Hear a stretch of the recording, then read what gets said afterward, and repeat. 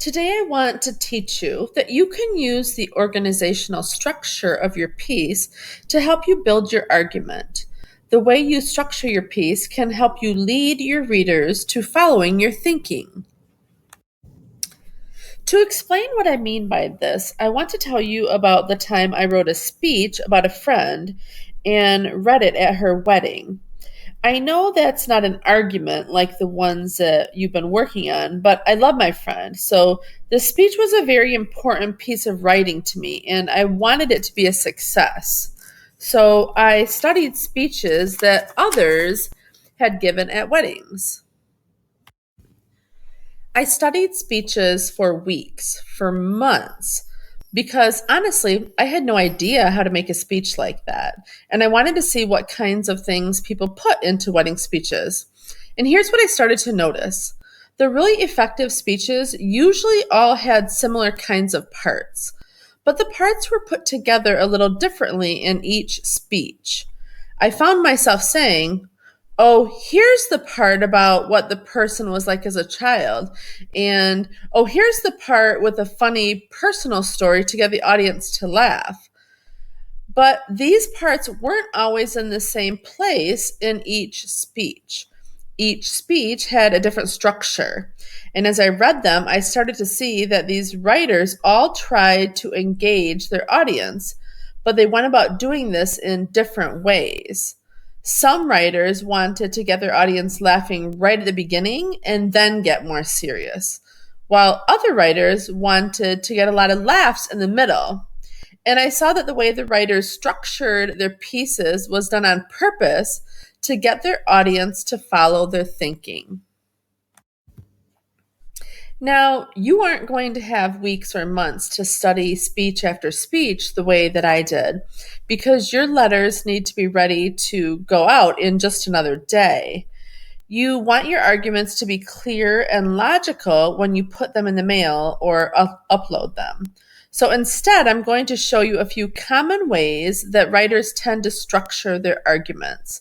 Then you can choose one of these and reimagine how your argument might go if you use this plan. I'm especially going to help you with the tricky task of including attention to counterclaims. It's hard to know how to fit that in. Let me show you just one of the possible organizational structures, and you can think about how this structure might set your readers up to follow your thinking. When you read a structural outline like this, it's like reading a map. You think about how each bit will lead you in one direction or another. In fact, it's a little bit like the old game of Candyland. In Candyland, if you move your piece from one square to the next, you either go forward or sometimes you go back to an earlier place. Well, reading this structural map is the same. You run your finger down it, thinking about where each bit will take the reader. So think with me. How might this structure set your readers up to follow your thinking? Literally imagine your argument on a path that you want readers to walk along to get from point A to point B, just like with Candyland. Each part of the argument does a job to get the readers to stay on the path and follow it. Think about what job each of these parts would do if you followed this structure. How would each part get your readers to follow your thinking? Here's how I might follow this, like a map. Let me think. First, it gives readers a chance to hear your position and understand it. And then it helps to move readers to understand the arguments against you and their points. And by the end, with rebuttal, this structure gives readers a chance to hear your argument against the counter arguments as the last thing they hear. So maybe that might help your points stick in their brain. Writers, now I'm going to show you another organizational structure possibility for your argument. And you can study it and think about those same questions. How would this structure get my readers to follow my thinking? What would move the reader from part to part? And how would that path be different from the first structure? I know this is not easy work, writers. Squeeze your brain. Think about this and how would this organizational structure get readers to follow your thinking?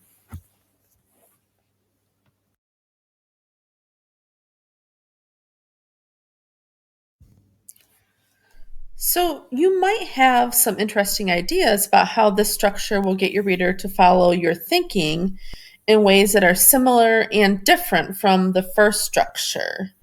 You might be thinking about how this structure gets your reader to rethink what he may have first thought about the topic, or even that this structure sort of messes up their thinking a little, different from the first structure in that way. Writers, my point is not that one way of structuring a piece is better than another, but that it is important to consider what structure you are using and why, and that sometimes templates like these can be helpful. If you don't use one of these, you'll still want to have an outline of your own template. Think, how does your structure go? And what could you do to structure your piece more clearly? How will the structure you choose lead your readers to follow your thinking in a logical way that makes sense and moves them to see your points? How will you use your structure to build your argument? And what job will each of the parts of your argument do? You will find these two structure possibilities as well as a third possibility in the platform as a resource for you to use.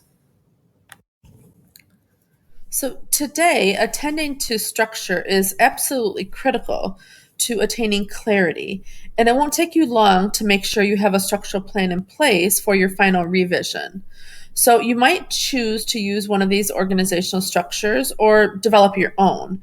But one way or the other, you need to outline your structural template and then start moving parts so you can achieve your plan. This is where scissors and tape might come in handy. You'll be moving big chunks of your writing around, or you might be cutting and pasting in the document on your computer. Right now, why don't you get started rereading your draft and trying to reimagine how it might go if you were to choose one of these structures? Be bold, then either choose or outline a structure in your notebook. And once you've gotten started, then you can start revising your final draft.